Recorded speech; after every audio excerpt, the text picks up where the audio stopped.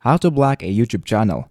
That is what I'm going to show you guys in this super quick and easy tutorial, so let's get into it.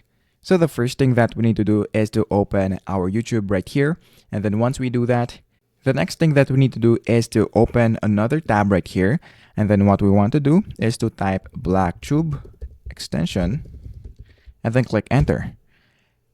Once you do that, just scroll down right here until you see this BlackTube. So just click that, and then make sure that you click this get. So once you click get, just click add extension, and then it will now be automatically downloaded in your browser. And then as you can see, it is now added. Now what we want to do next is to go back on our YouTube and then click refresh. And then if we click this three dots right here, right there, you will see this black channel. So let's say for example that we want to block this Minecraft channel right here. So all you have to do is to click this and then click black channel.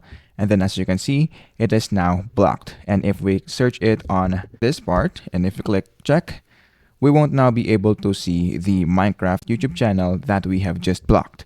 So that is basically it. That is how to block a YouTube channel.